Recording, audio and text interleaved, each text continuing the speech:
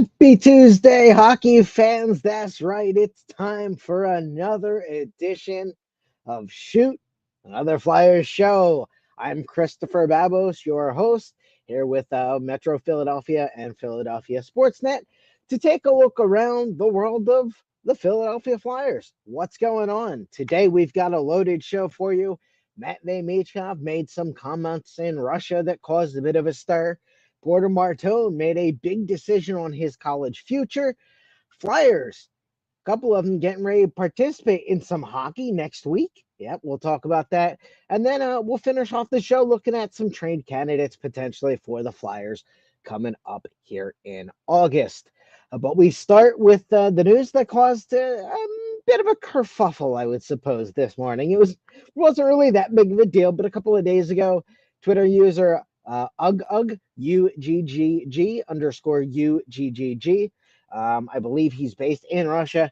Put out a video with Matvei Michkov doing some skills training, skating around on the ice, and as part of what he released a clip of comments from Matvei Michkov.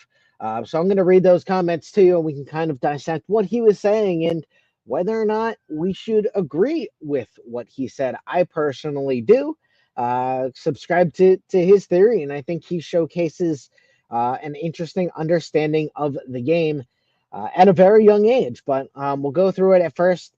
He was talking about the jump and chase system in the NHL, which typically, if you're not familiar, you get to the red line, you throw the puck in, and then you go and you forecheck. You try to get the puck back, create an offensive chance, and that would be the dump and chase system.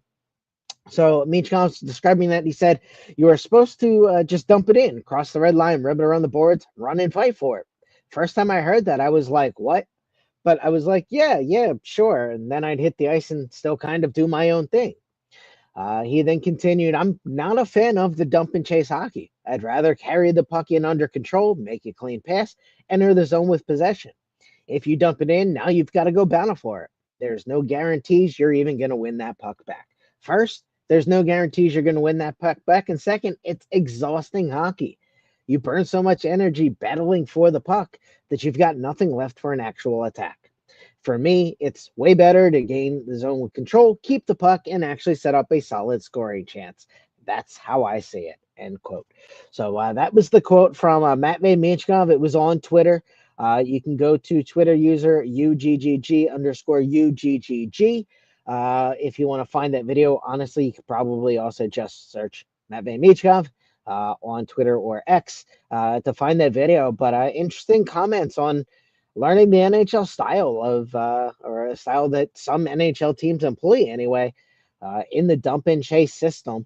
And while I can understand and generally do agree with Matvei's comments on the subject, it does tend to get employed a lot more in playoff hockey when the space isn't quite there in the neutral zone, and that's about all you can do is pump the puck into the offensive zone and then go try and retrieve it and start from there. So on one effect, if you have the skill players like Michkov, potentially like Trevor Zegras,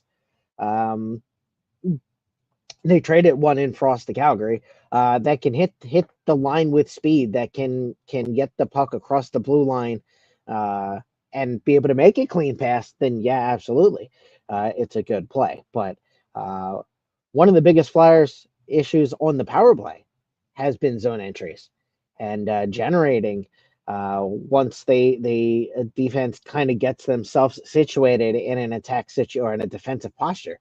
The Flyers have had a hard time breaking that, which has caused them a lot of issues and a lot of wasted power play time over the last year or two. So definitely understand where Matvei is coming from on that, and I would definitely agree. And it kind of goes hand in hand with what Rick Tocchet said back in June when they were talking about Michkov and how the new Flyers head coach hopes to use Matvei Michkov rather.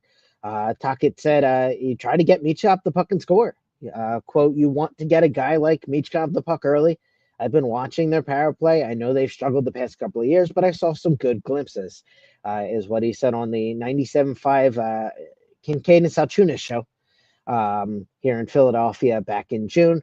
Like when he gets the puck down low, he's got the ability to find people. He's thinking two steps ahead. So we've got to have everybody in sync on that. Obviously, we don't want to put too much pressure on him because it's only going to be a second year, but there's a lot of good there. And absolutely, I mean, even though Rick Tocchet probably didn't watch too many Philadelphia Flyers games last season because, he's coaching the Vancouver Canucks, the fact that he's able to come out and say that what he saw was good there is a promising sign, and he understands the talent that he's got to work with in Michkov. So definitely interesting there. Shout out to John Bailey from the Hockey News. Was where I grabbed that quote from. And then Kevin Kurz from The Athletic on Tocchet and the Zegras Michkov connection. Quote, we'd be idiots not to explore it, to talk about it, and try to manifest where it can work. Can it work? I don't know, is what Tocchet told The Athletic. I definitely think it's our obligation to see if Zegras, can play center. He wants to give it a shot. He's talented at making a play off his forehand or backhand, and those guys are hard to find, end quote. That's Rick Tocchet on Trevor Zegras shortly after the trade with the Anaheim Ducks that brought Zegras to town. And definitely a lot to be excited about between a potential Zegras Michkov connection. Everybody that watched Flyers hockey saw multiple Michigan attempts early in the season that tapered off once he realized that the NHL goaltenders weren't going to allow that so easily, him being Michkov. But Trevor Zegras has the flip pass, has done the Michigan, can probably teach Michkov a thing or two. So it's definitely going to be some fun practice times in Voorhees this year in New Jersey. And as a reminder, those are free and open to the public. If you have the opportunity to get to Voorhees, New Jersey and check out a practice, it's a pretty awesome experience. There's about 5 rows of seating, generally speaking. So you get pretty close to the action. Something that, might not necessarily think about. So definitely think about checking it out for training camp if you're in the area, because training camp gets gets a bit wild and gets a bit packed, especially for the scrimmage at the end of training camp. That'll be coming up in 6 weeks or so, September. So you've got the Matvei Michkov, once again, speaking on the dump and chase, saying that he's not the biggest fan. He'd rather keep the puck, make a controlled pass, create a scoring chance that way. He definitely has the ability to do that. That's for sure. We saw it last year. So definitely exciting opportunity there for Michkov, potentially to team with Zegras. And if Zegras doesn't gel with Michkov, then you've got 2 potential lines with creativity in the top 6 for the Philadelphia Flyers. It's not something that, generally speaking, you're used to seeing in Philadelphia over the last couple of years.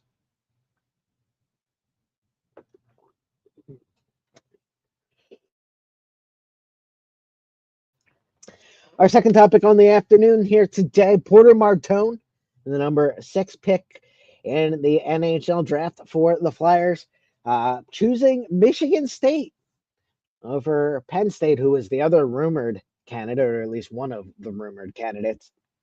But I think it's an important decision for Porter Martone to go the NCAA route. I haven't seen any information. I would make an assumption, and that is exactly what this is, an assumption, that he got himself a lovely little NIL deal that's now allowed in college hockey. I would hope $500,000 or so would probably have secured his services, considering the rumored amount for Gavin McKenna, the rumored number 1 overall pick, was somewhere in the 700,000. So without having any knowledge, that's my guesstimate. But hopefully that's important money for a kid that essentially is about to then have a contract that's $800,000 for the next 3 years as part of the NHL entry level deal. So to be able to get an extra year of that kind of money in the NCAA landscape, that's why things have shifted the way they have. That and then removing the restriction from Canadian Hockey League players, so that's players in the OHL, the QMJHL, and the WHL, um, being able to then now finally go and play college hockey. Before they were restricted from doing so, now they're able to do so, and that's why you've seen a lot of those players, uh, move from the OHL, and it's going to be really exciting. If you've watched this show, which thank you very, very much, give us a like, give us a subscribe to the Philadelphia Sports Network brand. We've got Eagles, we got Flyers, Phillies, Sixers is killing it. We got wonderful content for you here. But if you're just checking in, or you've been with me for a while, I'm super excited for the NCAA this year. Gavin McKenna at Penn State, Porter Martone, Shane Vinsagi at Michigan State now. Excuse me. You've got Boston University that's going to be very interesting, where you're going to have a couple of Flyers there as well. The names are escaping me. It's Amico and Murtaugh are I believe the two at Boston U this year. So it's going to be a very interesting watch to pay attention to college hockey in the NCAA, and then perhaps you're getting a look at some players that are coming into the NHL in the next couple of years. Which, for me, I always like to watch players as they develop and as they grow. It's a fascinating process. Probably the reason I'm interested in hockey scouting, but it's definitely one of those exciting things to watch. And Porter Martone getting the opportunity to go to Michigan State, play for a premier program. It's going to be an NHL like a pro style environment, if you will. So it's going to be awesome for his development. He's going to be around people that understand how to teach the game to kids of his age in that 18 to 21 range. I believe it's the fourth season for Engelbert, I believe it was. If you can bear with me 1 second. Yeah, Nightingale, Adam Nightingale. His fourth season at Michigan State. So definitely good move for Porter Martone. Go get another year of experience. Could be a late addition to the Flyers at the end of the season, come hopefully April, after the Frozen Four for Michigan State. But he definitely could be an option, and that's essentially like a big trade deadline acquisition if the Flyers are in that playoff race come March, April next year, which don't be surprised. It definitely could be.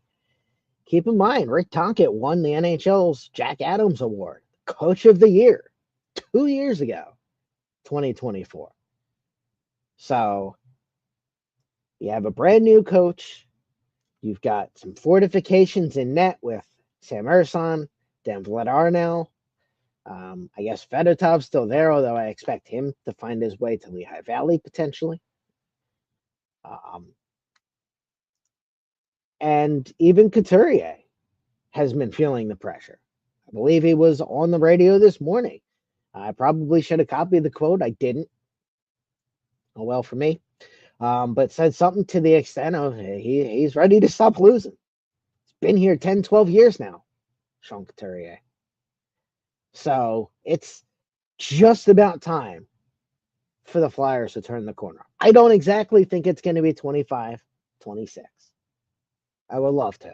I would love to sit here and say the Flyers are going to rip off 40 wins. They could. But I don't know that it's quite there yet. A lot of money coming off the books this offseason. So that's definitely exciting. Cap hold or trade cap holds and salary retentions. Those come off the books in 2026. The cap's going up. Not to say he's getting there. Connor McDavid is a potential free agent in 2026. So I really do think after this season is when Danny Briere is really going to crank up the stove, really get in the kitchen. Everything is building towards the off season in 2026. That's my take on the situation. We'll see how the 2025-2020 season, 2025-2026 season unfolds, because that's also very important. The other thing I want to comment on to all of the people that are out there, oh no, Porter Martone's going to the NCAA. It's like Cutter Gauthier all over again. No, it's not. There's been communication between Porter Martone's camp, Danny Briere. There's no worries about him not signing. They're on the same page. That was not the situation with Cutter Gauthier. So hopefully you can nip that one in the bud and not exactly have to worry about the whole NCAA. Is Porter Martone going to sign? He'll likely sign his pro contract after the college hockey season, unless somehow he makes the decision that he wants to go back to Michigan State next year, which, I mean, hey, at 19 years old, who knows? It's always possible. So, very interesting to see there. Before we move on to the next topic, Danbury Sports Highlights, thanks for checking in. As always, cheers to you. Cheers to everyone that is watching the stream here. Shoot, another Flyers show. We've made it 29 episodes. It's mind-blowing. You would have told me this even this time last year when I was getting ready to start the show that would have made it to nearly 30. I would have been pretty happy with that in the span of a year. So thanks very much for checking out Shoot, another Flyers show here in the dog days of summer. That's right. It's July. There's not even a whole lot going on, but there will be in Flyers land come about 6 weeks in September when training camp hits Voorhees, New Jersey. Now, I mentioned at the top of the show that there's a couple of Flyers, Flyers prospects that are about to hit the ice. Yeah, that's right. It's going to happen. I believe it's up in New York. I should have checked that one. Either way, it's the 2025 World Juniors Summer Showcase. Last season, the Flyers had 6 participants. This season, they will have about the same number. The event runs July 27th through August the 2nd. It's going to be streamed on usahockeytv.com. I doubt it's going to be free because, well, that's the world we live in today. But it does going to have about, I want to say 10 to 12 games between 4 teams, Team USA, Sweden, Canada, and Finland. And it's essentially a showcase to help determine the teams for the 2026 IIHF World Junior Hockey Championship, which is coming to the United States in December. And that's right, December 26, 2025 to January 5th, 26 at St. Paul, Minneapolis, Minnesota, the 50th edition of the World Junior Hockey Championships. Team USA has captured gold in the last 2 years, and they look to make it 3 straight on their home ice, but not far from that Canadian border. So I would imagine a lot of rowdy, maple syrup loving Canadians will make the trek over. 29 games over 2 weeks at the 2026 IIHF World Junior Hockey Championship. Team USA will showcase, or at least has 2 potential options to make that Team USA roster in December. Both were recently drafted in the 2nd round, Jack Murtaugh and Shane Vinsagi. Sweden has a returning player from last year, Jack Berglund. He scored against Team USA. Actually left the game, had a face cut repaired with stitches. Hockey player still came back and played. Gotta love it. Finland. I couldn't find this one specifically. I had a hard time tracking down the roster, but it does appear Heikki Ruohonen has a chance at being on Finland's roster.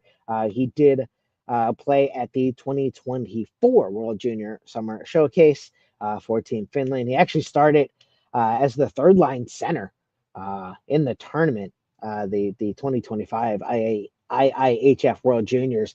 He started as a 3rd-line center and moved up to a top-line center against Team USA and Sweden. So definitely big ups for Heikki Ruohonen for Team Finland. And then Canada, a huge allotment. Porter Martone, the most recent draft pick, should be at the camp, or is at the camp. Jet Luchenko, he returns last year alongside Carson Bjarnason, the goaltender, Oliver Bonk, defenseman, and Denver Barkey, the forward. Bonk skated in one contest in the 2024 World Junior Summer Showcase. Doesn't really have a ton to prove after several stellar standout seasons with the London Knights. Probably same goes for Barkey, but they definitely still have a chance to showcase what they're capable of. And if they want an opportunity on that World Junior team, it's a place it's the last chance really to make that statement and make a save for that. Jet Luchenko really wasn't used a ton at the World Juniors last year. It was something that I remember Danny Briere brought up about his usage and was surprised that he was given basically bottom six usage on a team. Now, granted, he was 17 years old, so maybe that had something to do with that situation, but a bit surprising. So hopefully a bit more usage for Luchenko this time around. Carson Bjarnason, I did want to point out, 2024 World Junior Summer Showcase, played 2 half games, allowed a goal against Canada, made 8 of 9 saves before making way about midway through the game. And then the following contest, he started on the bench. Halfway through the game, he came in and made 27 of 28 saves, including stopping a couple of big, high prime time scoring chances. Game went to a shootout. He was 4 of 6 in the shootout. So definitely gave himself that opportunity and could see himself at the World Juniors in St. Paul and Minneapolis.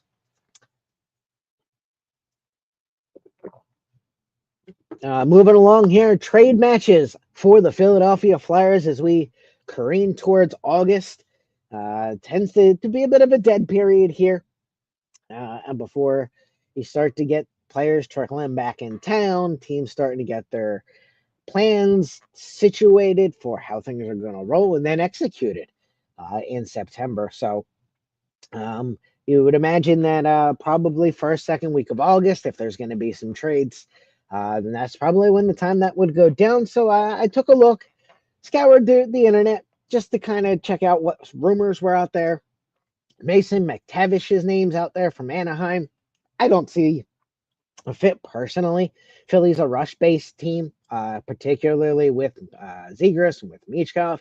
McTavish isn't a great skater. I don't exactly see that fit. He is 23 years old. He's a center, has 3 seasons, over 20 assists and nearly 20 goals. So, I mean, definitely to say that he could play, and he's been a 50% face-off guy at 22 years old. So definitely has some talent. I really am also not entirely sure what Anaheim would want in a deal for Mason McTavish, given the fact that they've made 2 deals with Philadelphia over the last 2 seasons. First Jamie Drysdale, and then Trevor Zegras. So I don't see McTavish as a fit, but who knows? Young center, hard to find. Maybe Danny Briere goes back, makes that call. Another one that I don't exactly see a fit, but the information did come out of Columbus that Yegor Chinakhov, a 24-year-old winger, had 7 goals, 8 assists, 15 points in 30 games last year, was limited by injury. 24 years old, it kind of fits the timeline, be 25, 26 when we're talking, next year after, when the Flyers would be in contention. His stellar season was 22 years old in 22-23, played 53 games, 29 points. And, maybe just again, a decent number of Flyers and the Russian contingent there that maybe he could be a player that is able to click with Matvei Michkov. He is 6 foot, so he's not exactly small. which has been primarily one of the biggest issues the Flyers have faced in their lineup construction right now. So, again, don't exactly see a fit there. But again, it could be a sneaky good pickup for Danny Briere. Dallas Stars could be an option near the trade deadline. They've got just over $1 million in cap space. The big ticket fish would be Jason Robertson, 7.75 mil. He's an RFA after the upcoming season, and then a UFA, unrestricted free agent in 27 if there's no long-term deal reached. He is 28 years old, so I feel like he's a little old for the Flyers window, but I mean, his prime, if he's in his prime, you're looking 2-3 seasons. That does fit what the Flyers are looking for. So, from that standpoint, definitely could be something the Flyers could investigate probably a little later in the season. Maverick Bork was talked about. He signed a $950,000 deal to avoid salary arbitration. Again, a younger player that kind of seems to be boxed out of playing time, similar to what the Washington Capitals did with Justin Sardif from the Florida Panthers, and getting a player that just doesn't seem to have as much of a role as maybe he could in the NHL. And then a sneaky good pickup that I don't know if he's even available, but Nils Lundqvist, 1.25 million. He's an RFA after the season. 24-year-old right-handed defenseman. Particularly if the Flyers would be looking to move Ristolainen at 30, then Lundqvist could be potentially an option to slide into that right side on the defense. But again, not entirely sure what Dallas is going to do really at all this year. Never really saw them picking up Rantanen. And they seem to have made that work for them. They made the run to the Western Conference Finals again, stopped by the Edmonton Oilers. So going to be a battle for them for sure to get back there again. And then the big rumor is Bowen Byram. The Buffalo Sabres just doesn't really seem to go away. He's 24-year-old or heading into his 24-year-old season. He feels like he's been around the NHL forever. Been around the NHL since he was 19 years old. So that's 1, 2, 3, 4, 5, 6 NHL seasons now, 4 or 5 NHL seasons. He played 19 games in 2020, 2021. So, but Bowen Byram, 5 years, has 110 points, 33 goals, 77 assists. He's played on some okay teams in Colorado, and then has struggled a bit in Buffalo, but who hasn't? So, the pretty consistent output, 63 points in 146 games for Colorado, 59 points in 100 games for Buffalo. So, generally speaking, a pretty even, consistent production there. High value draft pick. As for what it would cost Philadelphia, the rumors out of Buffalo would be a top 6 pick.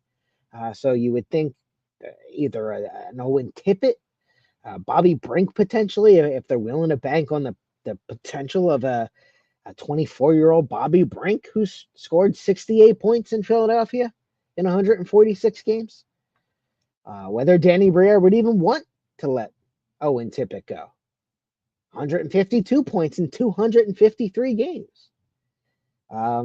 In that deal, I would not like to see it happen. I'd imagine a defenseman would go the other way. Emil Andre has some value. But again, I don't know if that's something that Danny Briere would really like to do. So there you go. Some trade matches for the Flyers. Nothing that I think that has a ton of legs, honestly. Bowen Byram from Buffalo, maybe the best potential match. But Mason McTavish, Igor Chinakov from Columbus, and then just the Dallas Stars as a unit seem like they're going to need to make something happen at some point with the salary cap. The Flyers have their first 3 picks, or the picks in the first 3 rounds, rather, next year. No 4th and no 5th rounder. They have 2 first-round picks in 27, 2 third-rounders as well, along with a second, and then their full complement of picks in 2028. So that will wrap up the look at potential Flyers trade candidates. Wrap up the show here with gritty questions and answers. And we had Zach check in, and Zach wanted to know who I was most impressed with at development camp that I have not really talked about yet. And I thought that was a very interesting question. And it had to have been Carson Bjarnason. I really didn't take a ton of notice of him. He looked good. He looked comfortable. He looked relatively steady. And I think that's helpful going forward for the Philadelphia Flyers because it's well known the issues that they've had in net. And for the Flyers to have a goaltending prospect that's here in America, that's happy, as it would seem like Bjarnason's going to be, it's going to be an interesting rotation. I don't know exactly how it's all going to work out. Kolosov is still very much under contract with the Flyers. Everything Danny Briere has said is they expect him to be here. Ivan Fedotov also very much under contract with the Philadelphia Flyers and at a mighty cap hit, might I add, 5.2, 5.1, something of that, or no, 3.2, sorry, 3.27 million for a goaltender that might find himself in the American Hockey League as well. So it'd be very interesting to see how all that plays out between Bjarnason, Kolosov, and Ivan Fedotov. But I was definitely impressed by Bjarnason at Flyers development camp last month. And he was definitely one of those players to kind of keep an eye on if you are checking out any of those games in Lehigh Valley in 2025, 2026. Have the potential to get a pretty interesting collection of players. Oliver Bonk, Denver Barkey. You could see Alex Bump there. Jet Luchenko is not going to be eligible, so you're probably not going to see him there, unfortunately. You've got a bunch of the players that came back from last season, like Zayd Wisdom, re-signing in Lehigh Valley, a brand new head coach in Snowden. So it's going to be an interesting season all around for the Philadelphia Flyers organization, whether that's in the NHL with the Flyers and them preparing for the second season of Michkov, for the Trevor Zegras experience. What can Sam Urson do if he has a viable backup? And Dan Vladar, they're not going with the rookie experiment anymore. Two rookie international goaltenders. No. Dan Vladar is a proven backup at least. Yeah, he might not have played 40 NHL games in a season, but if he gives Urson 30, 35 solid quality backup starts, then that's going to be big for Urson. Allow him to just breathe a little bit, know that he's not dependent on every single night, every time the Flyers drop the puck, and maybe help him relax a little bit and get back to that starter form that, allowed him to make 4 Nations for Sweden. That's a big deal. Sam Urson starting in a game for Sweden at the 4 Nations. So definitely still have faith in Sam Urson. I know the Flyers organization does as well. And that's going to be an important season. The upcoming season, 2025, 2026, is going to be very important for the Philadelphia Flyers. So there you have it. The rundown on the show today, Matvei Michkov, and his comments on the dump and chase under John Tortorella. He wasn't the biggest fan, but go back, we talked about that, and just how he's able to at least articulate his opinions on why he doesn't feel like it's the best strategy. Porter Martone headed to Michigan State in college hockey, so really excited for the NCAA the upcoming season. Several Flyers at the World Junior Summer Showcase next week.